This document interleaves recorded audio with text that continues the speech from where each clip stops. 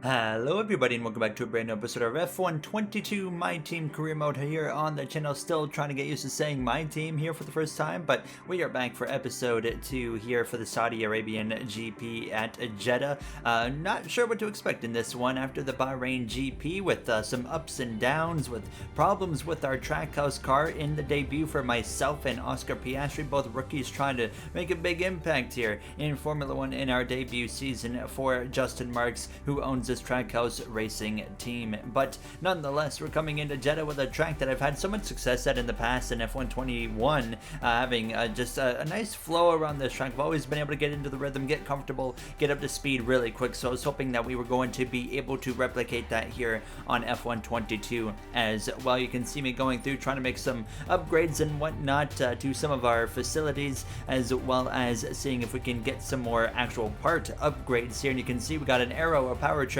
I believe a chassis upgrade on the way as well. So we got some big upgrades coming here, and hopefully we can continue to improve this car.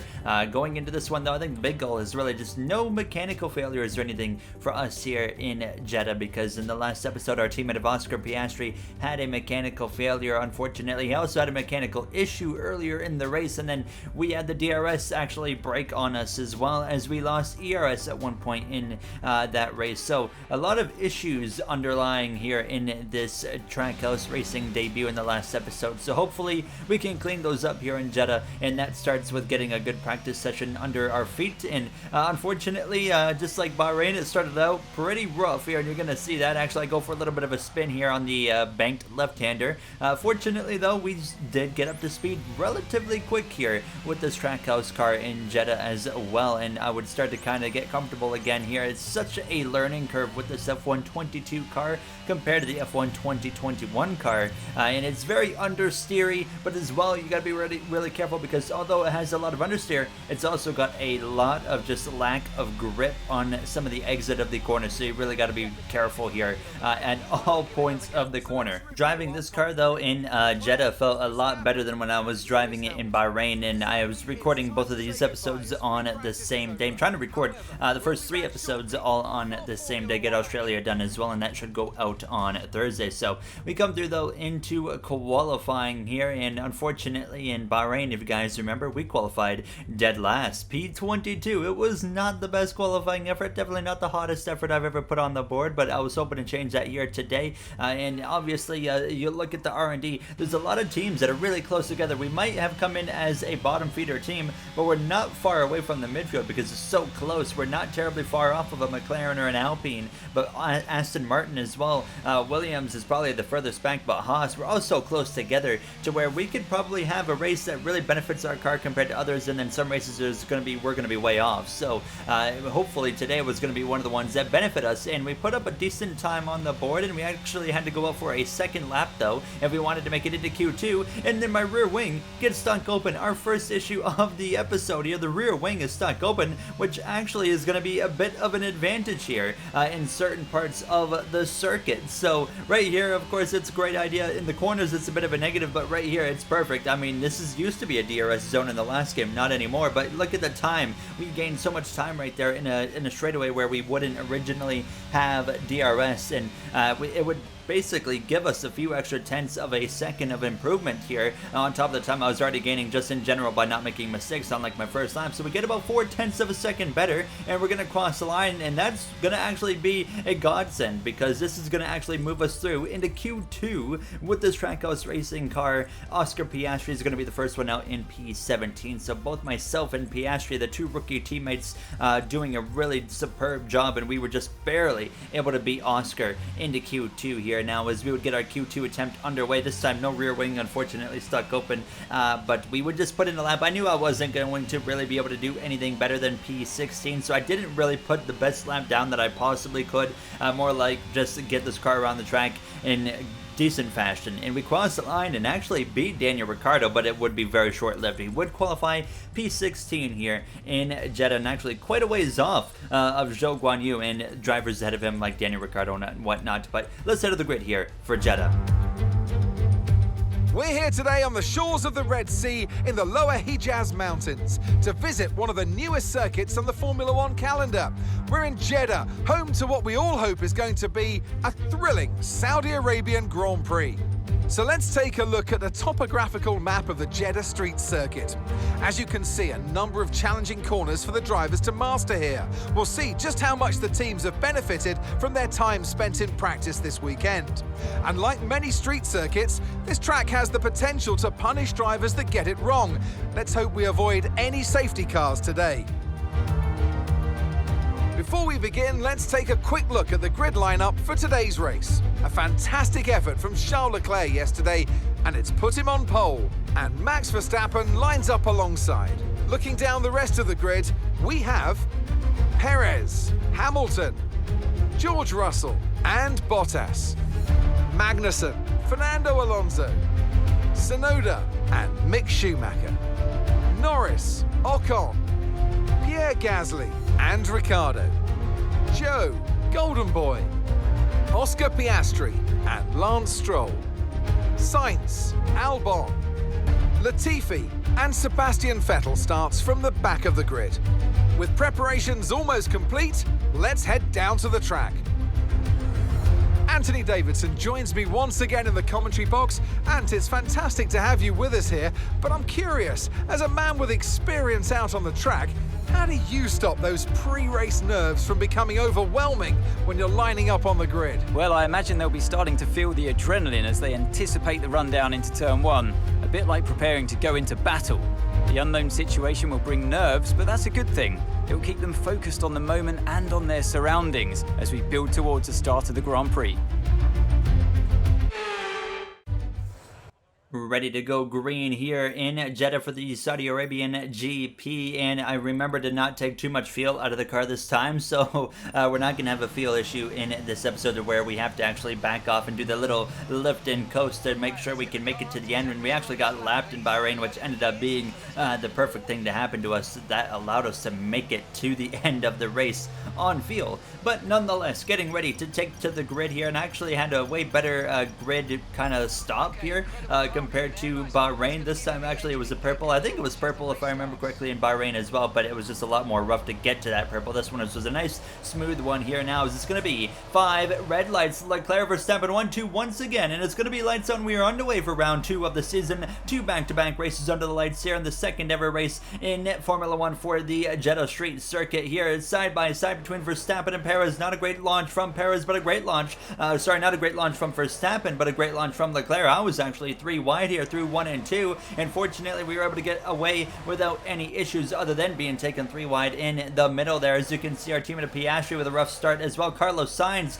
completely forgot to highlight this. Carlos Sainz completely missed Q2. He was out in Q1. So Sainz has a lot of work to do, as we like to see his teammate of Leclerc all the way at the front here now, as we saw history repeated from real life with Leclerc winning in Bahrain. So does that mean we're going to see Verstappen win today in Jeddah? We'll have to wait and see here. As you can see, the Haas of Kevin Magnussen currently running up inside the point standings there. Mick Schumacher, his teammate, actually got points in the last episode for the first time in his Formula 1 career in his second season here in Formula 1 now, as we would continue to head down through this little windy section here, the less windy section of the windy sections on the circuit here. But it was an overall just clean start for myself. That was the big thing. Just keep this car in one piece as usual. I'm a little bit usually, I would say, conservative on the starts here when it comes to the F1 games. Just I don't want to get myself into any form of trouble, of course, and then end ourselves into the pit lane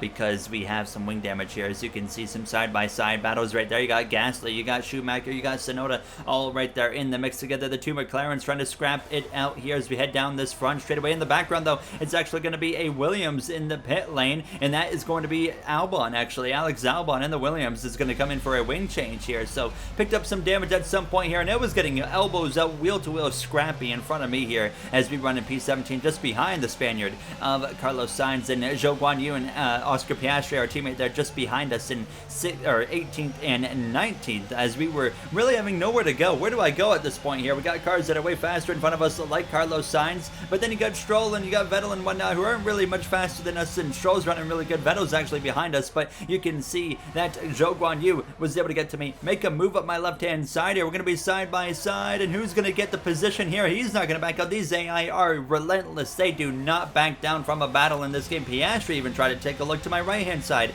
I had to cut him off there and say no to that, as he's got Vettel all over the back of him here as we head down into the hairpin, and there goes Zhou Guanyu past me up the inside of Stroll. Piastri suddenly goes up the inside of me. A little bit of contact, actually, between us two Trackhouse rookie drivers. Might have been a little bit of damage done to his wing. Visually, yes, but not sure if it's going to be performance impacting. Lando Norris is coming to the pit lane, actually, with some wing damage there, so he would get a brand new front wing on his car here. As look at this scrap right here between Zhou Guanyu and Lance Stroll. They do not back down from each other. Fellow Canadian there just in front of us there. I had a little bit of oversteer, had to make a big defensive move over Piastri for the time being. He actually fell way behind Vettel and Latifi even after actually my line going into the corner after kind of blocking him really messed him up into the apex, so he lost a lot of ground here. Now as you can see us trying to pass Lance Stroll, and we're having a really good run by the way right here as we're going to swing to the right hand side, dead even down the front straightaway across the line though. We're going to get the position over Stroll here just behind Zhou Guanyu here into turn one, but Stroll sends one back up the inside into the corner. Once again, talking about those AI, they don't have any give up in them here. Now as we actually have a little bit of wheel spin right there, and that was just enough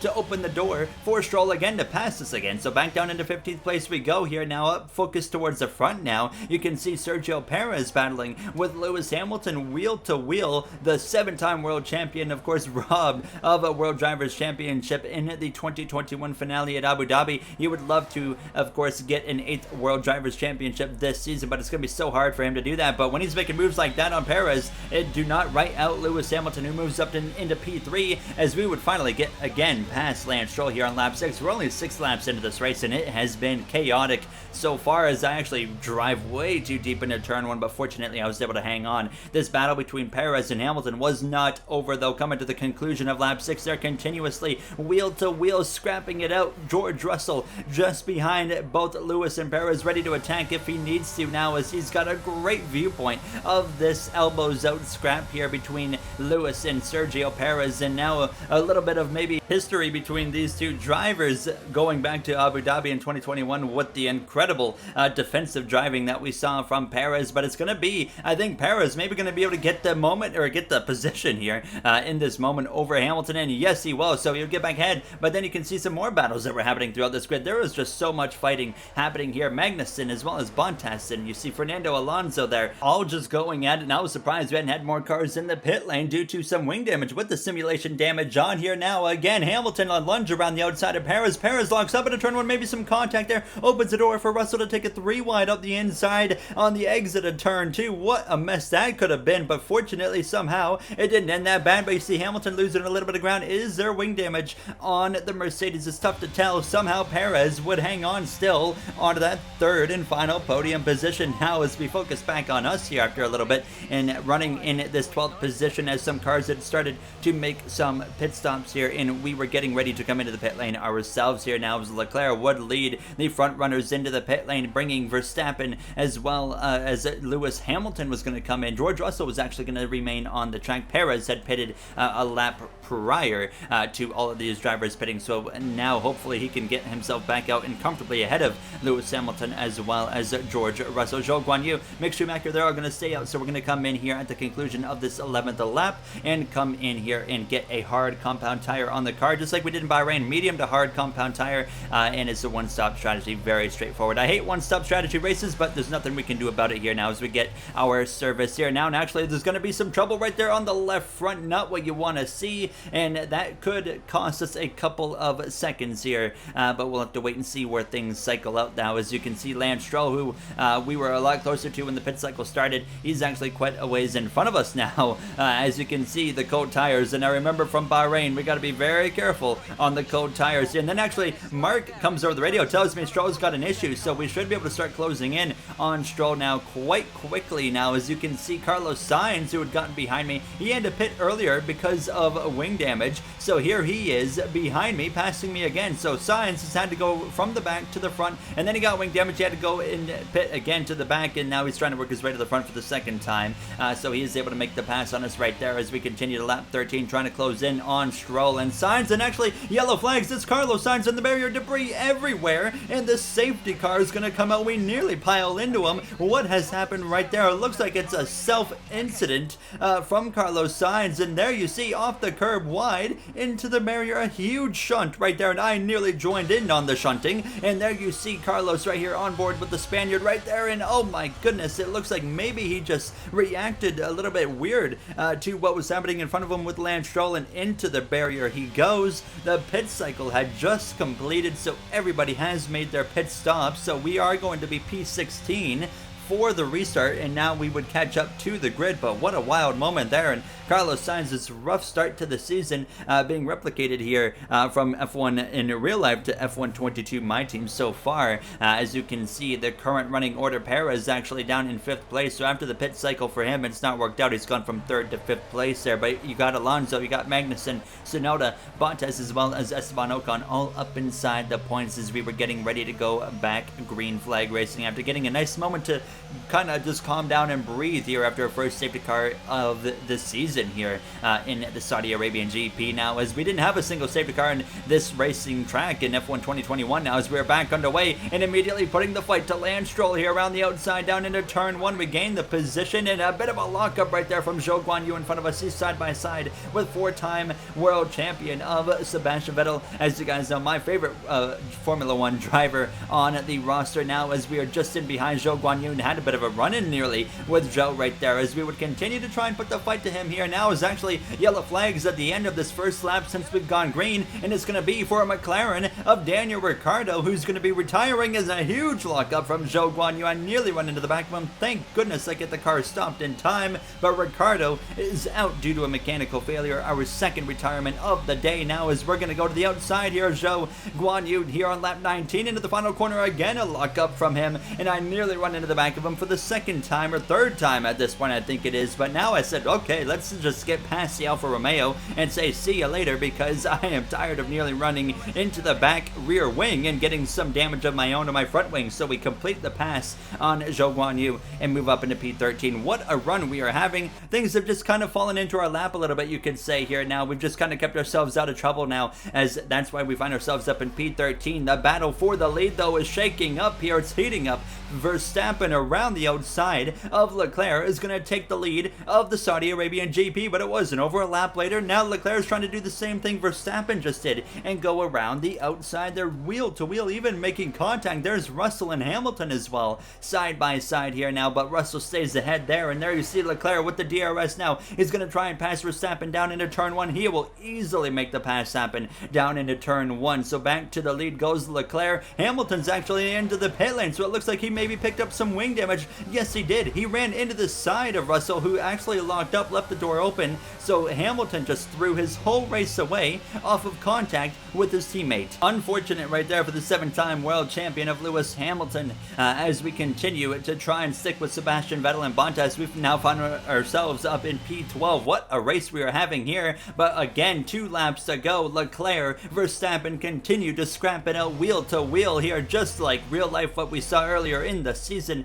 and if history repeats itself, it will be a Verstappen victory based off of real life. White flag in the air here in the Saudi Arabian GP, and Verstappen's trying to go around the outside of Leclerc wheel to wheel again. They continue. What a battle this has been between these two since the safety car restart. Verstappen's not backing out, neither is Charles Leclerc, but it looks like it's going to be Verstappen with the preferred lane here into the right-hander, and yes it is. Verstappen takes the lead of the race now. It was actually when we were coming up to the final lap, I run in to the back of Sebastian Vettel. I pick up some front wing damage. Fortunately for myself, the wing damage in this game isn't anywhere close to as hard to drive as it is in past F1 games, so you can get a yellow wing and actually manage it relatively well, and you don't have to immediately pit. You can really survive till a scheduled pit stop here, depending on when it happens, of course. So thankfully we were able to hang on, but we come towards the end of this final lap. Perez now making a big move here on George Russell to try and get that last spot on the podium. It would be Max Verstappen who would hold off Charles Leclerc to come through to win here in Jeddah. Leclerc P2, Perez is going to be able to get past George Russell and take the final spot on the podium. Russell P4, Magnussen's going to be side by side with Fernando Alonso there, as they're going to be drag racing here just about, but it's going to be Alonso getting 5th place over Magnussen in 6th, Tsunoda in 7th, Ocon in 8th, and it's side by side again between Schumacher and Bottas for 9th and 10th place, but Schumacher's going to get edged out right there at the line, but he will get 2 points back-to-back races. We cross the line for a 12th place finish here in Jeddah. Jeddah. Things just kind of got handed to us by just staying out of trouble, but we will take it anyway. We can get it. What a finish here in Saudi Arabia. Driver of the day, Sebastian Vettel. Let's head to the podium.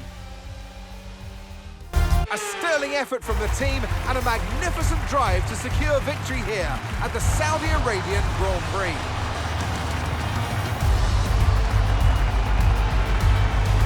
Anthony, tell me, what was it that helped them achieve this success? Well, this was a real team victory. They put together a solid strategy today that appeared well suited to the conditions out on track. The driver did everything that was expected of them in the moment to really execute the team's plan to perfection. A shining example of how F1 really is a team sport.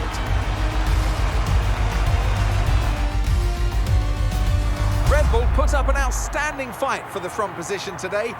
So then there you see Max Verstappen walking out to the podium to celebrate his race victory, first win of the season for Max Verstappen. And I believe based off of fastest lap points and whatnot, I think Leclerc might still be leading the points. It won't actually be a tie, but nonetheless, I mean, what a fight right there we just witnessed between Leclerc and Verstappen. Shades of real life at the same track. It was absolutely awesome to watch that. The AI are so aggressive in this game, and I really felt like we really saw it showcased in this episode. Bahrain had its moments, but this one really had its moments here, and I'm very curious to see where it goes from here, going into, say, Australia and going into Imola with the sprint race, and then we head over to the United States for a home race for this team here at the Miami Grand Prix. So a lot of races and tracks to be looking forward to, that is for sure here. As you can see, the finishing order in the point standings, sure enough, Leclerc does have a 1-point lead over Max Verstappen. No points for this track racing team yet. Piastri just had a rough night. I don't know what was going on with Piastri, but he had so much pace in Bahrain, more than I ever did.